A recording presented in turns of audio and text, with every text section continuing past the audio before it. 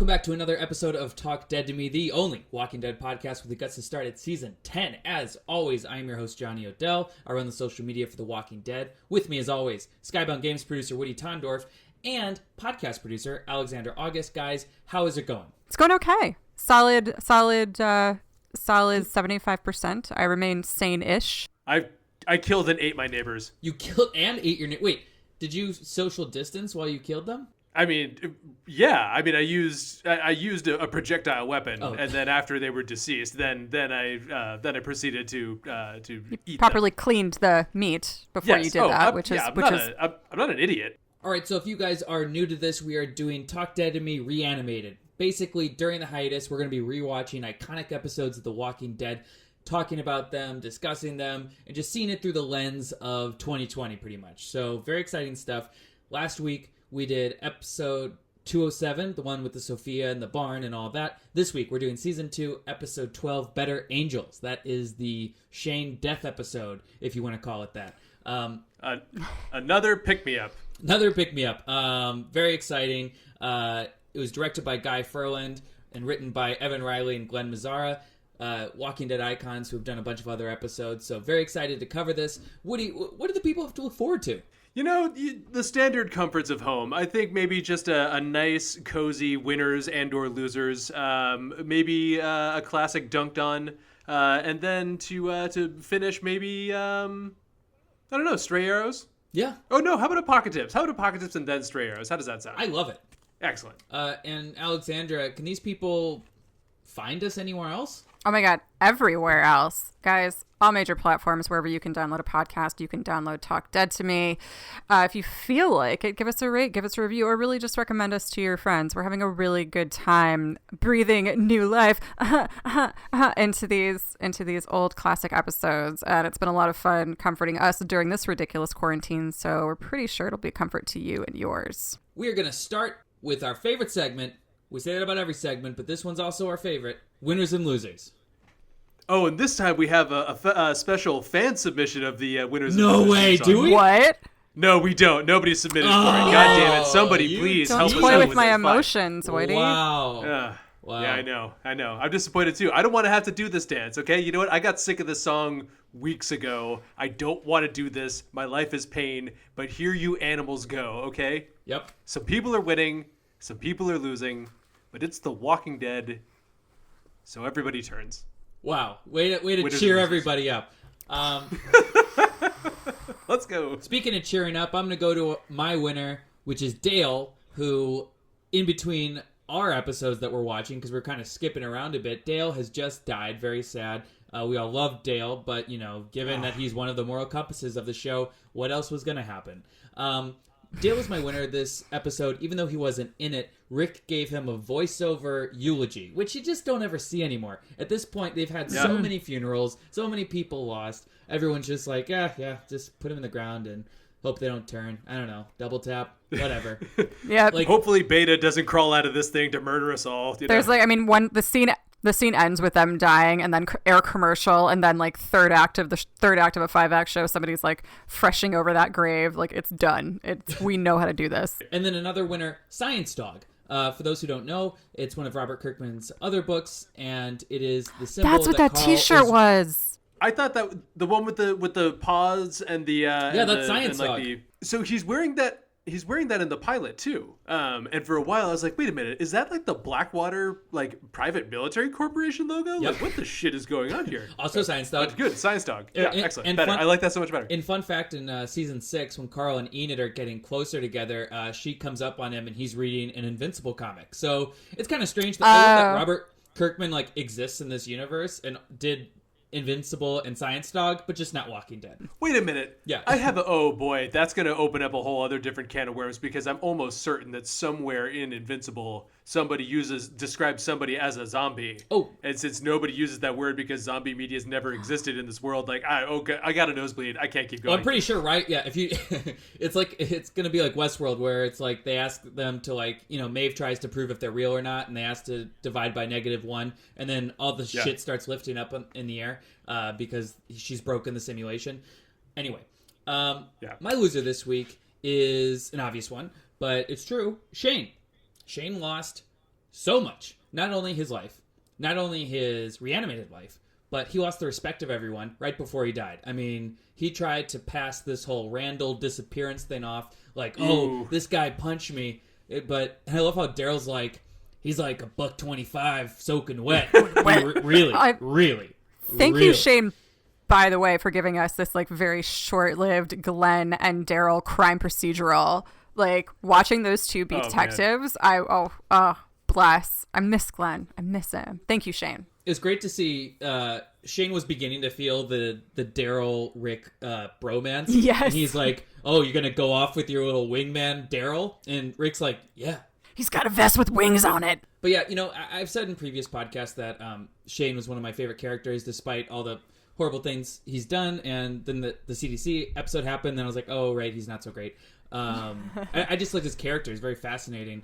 But I'm with you, dude. Like honestly, this was like I didn't go into this rewatch thinking, oh, good, more Shane. Shane has always really disturbed me, but this rewatch, he has been probably my favorite character just because he's so complex and dense, and he's not black and white.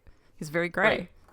Very great. He's got a great moment in the middle of the episode where like he honestly like goes to Rick with the olive branch when he after Lori apologizes to him, which like I don't want to get it. We're gonna get into that whole deal, but like but Shane like goes and tries to like talk sense to Rick and like actually like does like come into it from like a different angle. But Rick at that point is just like too far gone, and it's one of the like it's a kind of like classic like tragic moment between those two where it's like the very last chance they could have maybe like put something together by that point, but like Rick doesn't see it, he won't accept it, and like Shane takes the snub and like just goes all the way over. You guys, wait! You just made me remember in my notes. I realized that this is not the one where Shane dies. This is the one where Shane tries. He does the same thing with Carl. This is Woody. No, that was you. But I like he has his similar scene with Carl that made me that was like kind of the same thing as him trying with Rick. It felt like he was genuinely trying to take care of Carl and teach him how to be. I'm sorry, Johnny, but I totally interrupted you. No, it's totally fine. And it was a great point. And, I think John Bernthal is what brings so much to this character. I mean, I like Shane in the comics, but John Bernthal really solidifies him as like, and I think that's why people were so upset when he died. I mean, they understood why he died, but it sucked to see him be off the show. So, all right, so let's get on to Woody. Who are your winners and losers this week? Oh man, it's where one Shane sets, a Daryl rises. This was the officially the time where we saw our boy step into like just total like number 2 lieutenant, but like number 1 in your heart status. He's tracking expertly, like right off the bat. He has a great, quick little side quest team up with Glenn, where they're kind of like the Law and Order boys. They're finding evidence. Their stuff isn't adding up. He's having great one-liners, but also with some like great like bumpkin stuff with it too. Like he recognizes his like place in the pecking order and his ascendance, but also like when Shane comes to like talk to him, has this whole like I gotta take a piss, like I can't be around this guy. I'm ducking out like a cool guy Daryl. It was great. I loved it. And, yeah. In every way, he just really like he hits every single note perfectly. Really wins the episode. I loved it. And yeah, let's talk about Daryl for a second. He effortlessly slides into that number 2 position. And it was kind of neat to see how fluid that was this episode as opposed to, 7 episodes prior when there's a distinct difference in their dynamic. Yeah. I'd love to see the reality show confessionals of this episode where, you get like Shane being like, I don't understand what's up with this Daryl guy. And Daryl's just like, Shane wishes he was me. They just like do their back and forth thing, and then and then they all move into the farmhouse. This is like, oh my! If we could have had we have to get we have to call all the Walking Dead actors we know and we have to go to Georgia, we have to go to Sonoya, and we have to post up in that farmhouse, lock them in, and film that reality show because oh my God, what a missed opportunity. So in like a reality TV show, you know how when they do the confessional thing, there's like the Daryl Dixon, but like, and then it's like their profession or whatever. If it's like The Bachelor, like what would you put underneath that in the lower third for Daryl? Professional forager? It'll probably say like gas station, like attendant, and then it'll be scratched out, and then in Shane's handwriting will just be like redneck meth head. Yeah, excellent. So, Woody, who's your loser this week? Well, my runner-up though, just before I get into the loser, my runner-up winner is the NRA. Because there is a whole like B storyline, or like there's a whole scene in the barn with Rick and Carl where they have a loving and tender bit about like Rick being like, hey, like you're not going to get my childhood. I'm coming to grips with that. My dad was really like metaphorical and lyrical and could like say something inspiring. Like, I'm not that dude. I just love you a lot. I want to be here and protect you. So please, I love you, son. Take this gun. And I was like, okay, like all you like, and then you had this like touching, like nice lighting bit, and I could just see like the NRA logo start to like fade up there and be like, God damn it! Like, and it's the second time that day alone that an adult in Carl's life tried to force a gun on him, like earnestly and like wholesomely, being like, please, here's what I give to you. This is a coming of age moment. Yeah. Take this. This will it's give part me of peace puberty. of mind to give you a child this gun. Fantastic. My loser is Herschel, because like the poor guy spends 12 episodes not wanting to have these goddamn people in his house. And then finally the dam breaks and he has to have a line where he goes, I should have done this a long time ago. Like, no, you fucking don't think that, Herschel. Come on. Like, you were getting dragged into this thing by your fingernails. You held out as long as you no, could. This is fine. It's for the, yeah. So I felt bad for the old guy. And then he has the whole bit about, he's like, hey, Lori, like, you can have the this bed, like, because that's what I should do, like, to be a nice guy, and like pregnant women should have this thing. It's fine. The couch isn't a big deal, because I used to be a drunk asshole, and I like had my wife had to lock me out and stuff. And you're like, okay, Herschel, like he's layered. Even though I disagreed with a lot of things and decisions that Herschel made in season 2, I still, in retrospect, feel a little bit bad for him because he had so many balls to juggle. Like, not only does he have like this giant group that like just joined his family in his house, but he has to like manage everything that's going on. Like, he has to make sure that Shane isn't going and killing everybody. He has to make sure that Glenn and Maggie aren't fucking, which, bad job. He gets an F draft grade from me on that one. He has to manage the food storage in the basement.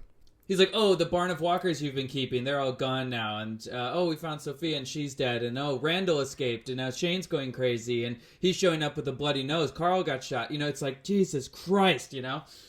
I'm surprised he didn't just murder them all in his sleep like Rick did in season 6. And then it goes to like the confessional. It's like Herschel Green, farmer. And he's like, I'm in way over my head. I don't know what to do. I'm just going to see if I can ride this out. Yeah. Unbelievable. All right, so Alexandra, that brings us to your winners and losers. Take it away. I'm gonna switch things up a little bit and do my loser first because it's a small one. I don't know. We're gonna lean into the risk. I will. I'm gonna check with our legal to find out. T-Dog. Ooh. T-Dog was his charming and hilarious self, and still got to sleep at friend of the pod. Thank you, Irony. Still had to sleep on a hardwood floor in Herschel's living room. Was not worthy of the couch, even though he tried to charm his way into it. I know he was just joking and just trying to get them to like scooch in the right direction. And as thanks for that, he gets to sleep on the floor. And he's right. It's going to get cozy, and it's not going to be fun. So sorry about that, T-Dog.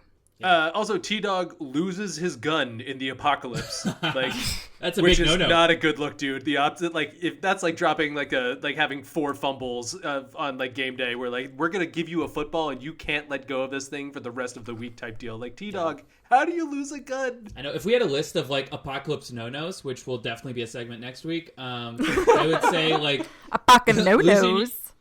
Apaka no-nos, which sounds like a pastry. But the Apaka no-no, don't lose your gun. That's maybe number 1. You can lose your mind, but don't lose your gun, goddammit. Yeah, it's almost better if you lose your mind. My winner. Or are you just gonna go straight into dunked on because there's no rules anymore? No. I'm back. I'm back on the road. Back on the road. Took a little detour, but back on the road. My winner is Lori.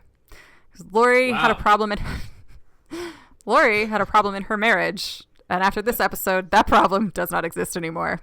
Oh my god! I know. Oh my god! And I'm not It worked gonna itself insist. out.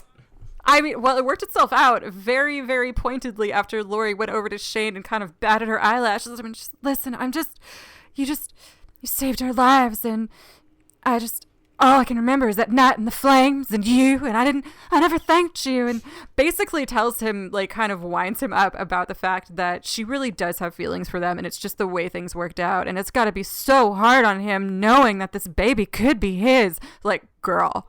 Hold the fuck on. Are you suggesting that the end of this episode involving like Shane's like cockamamie like murder plot then to like trap Rick into being alone is like a House of Cards type machination from Lori?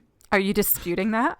Oh my god! I'm just watching this now in a whole. I have to rewatch this episode. Like, this is crazy. I am glad that Lori and Shane did have some sort of closing remarks. Well, like it wasn't and that is closure, likely, but they at least got to speak. And then obviously she still is, like you said, is not over him in any respect. She's like, hey, thanks for like, saving us, and like you're so strong and like getting us out of Atlanta, and like all. It's like, Jesus, Lori, keep it together.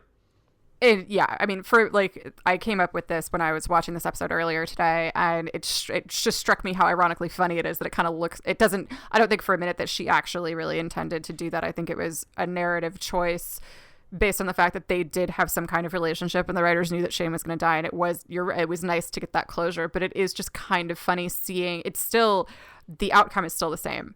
Like that is still Right.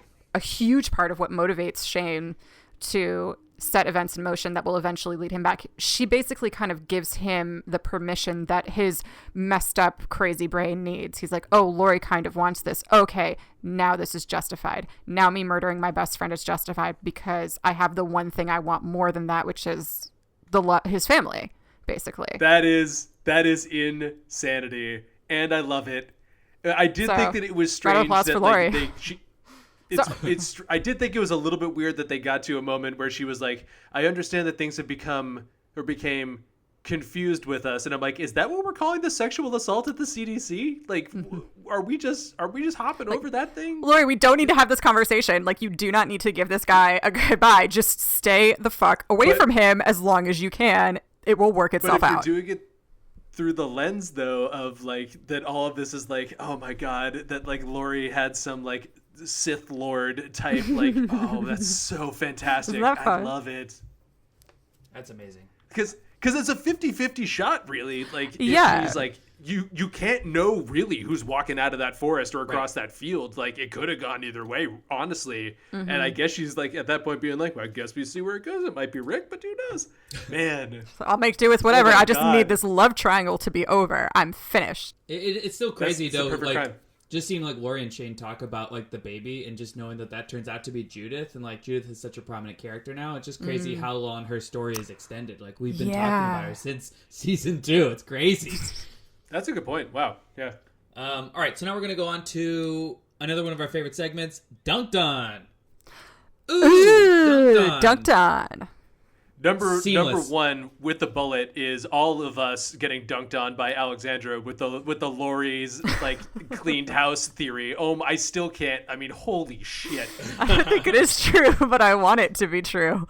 My Dunked On this week is Randall Culver, who Shane straight up murdered. By the way, guy. played by Michael Zegan, who is in The Marvelous Miss Maisel. Thank you. Yeah, were He's you like, Joel. Oh my god, he's was that driving you Joel. crazy? Holy shit. Yeah, he's fucking Joel. Whoa. Oh, Yeah. wow. So also, according to Greg Nicotero, Randall was initially scripted to kill Herschel in this episode, but the producers decided against it at the last minute. Jesus. Yeah, so Randall attended the same school as Maggie, knows who Herschel is, knows where their farm is. His whole family was killed at one point. It's not really clear if he's like a good or bad guy, but he kind of had to die. So, Alexandra, who was your dunked on this week? My dunked on this week was Carl, who dared to remain a child until his dad told him, like, listen. Very selfish of him. That is No time for that.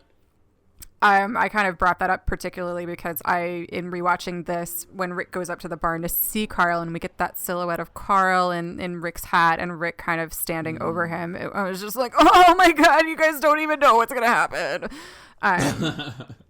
And it was this and I really, really loved that scene and how it was juxtaposed with Shane basically cementing his identity as a villain on this show. And as somebody who was going to depart from that, but it really, I kind of liked, but I also I remembered why I liked that speech so much, because it really is Rick being like, listen, I'm not great at this. You need to grow up and I'm going to die soon. Yeah, here's a gun. Love you. Yeah. It's just, and Carl's like, okay. It's never like, and that's one of the reasons I like it on the show, because it's a really hard conversation that I don't think I'd ever seen on television anymore. Having a dad tell his son that he needed to grow the fuck up. It was just the lack of tenderness there.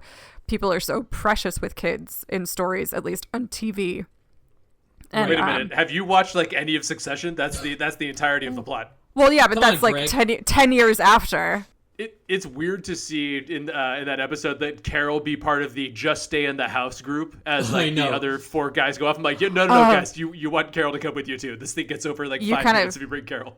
You hit on this week's stray arrow for me, which was just like, I keep forgetting what Carol used to be like. And she was only in this episode for literally one line, maybe 20 seconds at most. And I was just like, Jesus Christ, the surface area she's covered in character development is insane. Well, you guys are sitting on the goat right now. Like you have like the 2 of the deadliest people on the planet are in this farm. Like, holy shit. Yeah, one of my favorite parts of the Madison Lintz interview from last week's episode is she was saying that as bummed as she was that she was killed off the show, she thought like her death was necessary to make Carol into the badass she is today. And I was like, wow, ooh, that's a really amazing perspective. I like it. Woody, who's your dunked on this week? My dunked on is that poor Walker in the beginning of the episode when Shane and his little like truck away team are letting off a little steam when they're Rick's having the whole eulogy where he's like, we have to come together. We're all great. Like, let's all just be calm. And these people are kicking the absolute living shit out of this Walker, literally. Like the guys from Office Space on the copier. Like, yes. Oh my God. Like, man. They got rid of It's been a long day. Pretty quick. Yeah, T-Dog is just like letting off some steam, and I was just like, oh my God, that person did not live their life to end as that sort of like Walker. But yeah, that dude got. You guys ever wonder like what it's like to kill someone? I killed and ate my neighbors yesterday. So that's true. That's true. That took planning. You got to dream it before you can be it. We all murdered Nigel too, so I don't know why we're even having this conversation. Like we were all complicit in a murder. Now on to our favorite Talk Dead to Me reanimated segment. They're all our favorites. That's fine. Apocalypse. If you guys don't know what apocalypse are, it's basically we take lessons from the episode and apply it to real life since we're in a pandemic. And Woody, why don't you start us off? I mean, this one's really practical, and honestly, this is one of the last gifts that Dale gave us. If you're trying to maintain an old RV and it breaks down on you, the points get corroded on old RV. So you know what? You're gonna need a flathead screwdriver and a file, and give it 3 taps and then give it a twist. Wow, 3 taps and a little bit of a twist. That is sage advice. Did you have a bonus at pocket tip? Yes, in fact, Johnny, I do have a bonus, a pocket tip, and this one courtesy of Andrea. If you have nothing to lose, you could slip out of handcuffs. Yes, I love where she's. They're like, how did he slip out of these handcuffs? And Andrea's like, well, he had nothing to lose. And it's like, what does that mean? Yeah. Did he, like, Andrea, did you guys find fingers and you're not telling any? Girl. Yeah, I feel like you would find 2 hands, because like, that's what she's implying, or 1 hand at least, right? Like, it's like a Saw situation? Is that what she's saying? It's so vague and yet so specific. It's just kind of like you just have to either like let it go or be like, what exactly the fuck are you talking about? Yeah. My pocket tip this week I learned from Herschel, and it's a very valuable lesson. You can sleep on the couch whenever you want, as long as you get blackout drunk every night and scare the shit out of your wife so much that she has to lock your bedroom door.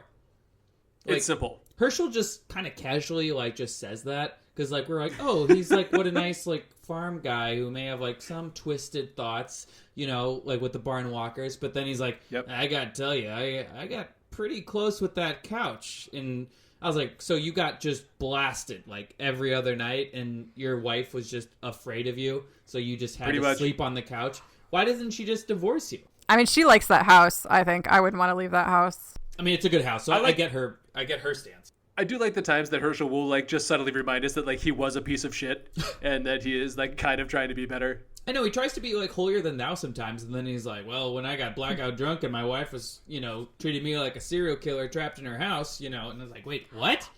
Was he I forget, was he actually abusive? Like was that part of No, or was no, he no. just He was an just alcoholic? An alcoholic, I think. Okay. Right. No, he was just getting loaded at like the Applebee's like every Monday, Wednesday, Friday. Totally. Like, which very problematic, not fun. Alexandra, we need an apocalypse from you. What do you got? Okay, well, if you have a kid, they're going to need at some point to wield a weapon to protect themselves. This is what Shane taught us. So if you want their aim to be good, what you're going to do is have a very solemn conversation where you reference your own mortality and scare the living Jesus out of them. And by the end of that, they'll be able to no-scope a walker from like 20 feet away. Between the eyes. That's true. Nailed him. I was watching that sequence like tense as hell, even though I remember how it ends.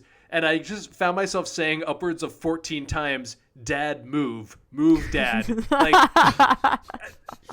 Rick's like, Carl, what are you looking at?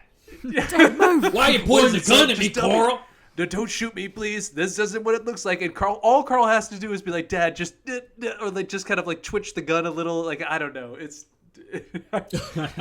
was really tense, and then it started to get funny. And then, yeah. I will say this scene, I like that you mentioned like knowing how it would end. I always like I've read Othello like maybe 3 or 4 times for class in school, and every single time I get to Act 5, it's like becomes a page turner. I'm like, oh my god, I hope it's okay.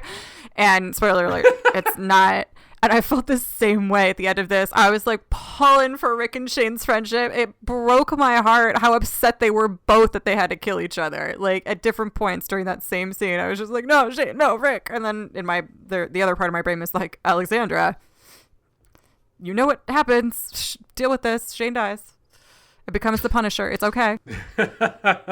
It all works out for everybody. Trust us. All right, now we don't have a guest this week because who needs them? Just kidding. They've heard about us being straight up murderers, and they have wisely steered clear. That brings us to our next segment, Stray Arrows. We're going to observe some things from the episode that didn't fit into a segment, but we noticed anyway. Take it away, Woody. Has anybody noticed that Rick is kind of a jerk with his little sneaky knife finishing moves? Oh, like, yeah. When he really needs to put somebody down, he will just suddenly just whip a blade. Oh, yeah. He was... Yeah. That was bad. Oh, this was the episode when Rick Grimes were like, "Oh, you're probably going to survive this." Like watching the other episodes that we've seen, it does feel kind of up. You could see Andrea taking over this show. You could see Shane taking over the show. You could see Carl or Lori taking over the show. At this point, you're like, "Oh no, it's Rick. Never mind. He's the lead." Right. He doesn't even stab. He shanks. It kind of reminds me of Jason Segel and Forgetting Sarah Marshall, where they make him kill that hog on the beach. And he just goes right into it, kind of like Negan does in the comics when he's getting initiated into the Whispers. I'm full of references. That's kind of how that was. So I looked it up. Better Angels actually comes from an Abraham Lincoln inaugural address where he says, "By the better angels of our nature." And the writer, Evan Riley, came up with the episode's name. And I know that's not the first time it appears, but just the fact that it was Better Angels and then seeing Daryl's vest.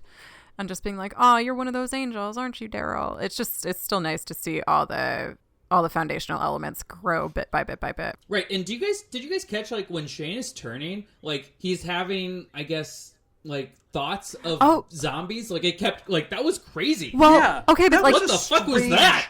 That's okay. So so you think that's a flashback? You think that's Shane turning? I didn't think that was Shane turning. I thought that was Rick thinking that, and or it was just this like weird and like enigmatic montage, and we don't know what it's supposed to be. I mean, it could have been. The camera was focused on Shane the whole time, so it made it. Usually when they do that, it seems like this is what this person is thinking, or like flashing back to, and that's whatever. what totally that makes sense. It's just also I'm like. It's weird that we've only seen that once, that it never happens again. And so then it made me think, I wonder if it's just like an artistic thing or what. I'd like it better if it were Shane turning, because that's interesting. We've never really seen that. I'm starting to think about this now, and I'm wondering if maybe when they first like showed this episode that some executive watched it and he was like, "Hey, wait a minute. why is he a zombie all of a sudden? He just got stabbed. He wasn't bitten by anybody. And they're like, oh shit, right. Nobody really knows this yet. We're going to have to illustrate the fact that like they just don't want to be like, well, how was he not dead? How did he wake up? Oh my God, did Carl just kill a human? Like, so I think they have to actually like spell it out for you that he is turning because there was no evidence that he was ever bitten. So I actually have a quote for this. Believe it or not, I did some research. Glenn Mazzara, who wrote the episode, and he's written a bunch of other episodes, especially in season 2 and 3. He said, we worked hard to make sure that Revelation landed. Basically how he turned quicker than, say, Amy did. Quote, we knew what we were doing there. We knew it would land a punch. We've never had a main character become a zombie to this extent. Those like rapid flashes represent the storm in Shane's brain to some extent. Amy was weaker character. Shane is in a murderous rage. He's going to reanimate quicker. There's just more life in that zombie, believe it or not. We do have internal rules for that, unquote. Which that's is pretty interesting. Fucking crazy. I know. Okay. So that's so we should look out for from now on, like the people who are killed particularly, the people who are killed particularly angrily if they come back pretty quickly, or if the people who die and they're sad or something. I don't know. Ooh. If you're who are the emotionally intense characters when they die, and when do they come, and how quickly do they come back? I know. Don't even walk down that road. They made up a rule that they do not have at all in the actual thing to like stick with. This is a lost writer's room moment of like, yeah, well, the six toes will pay off. Like, if we keep discussing this, furniture will float off.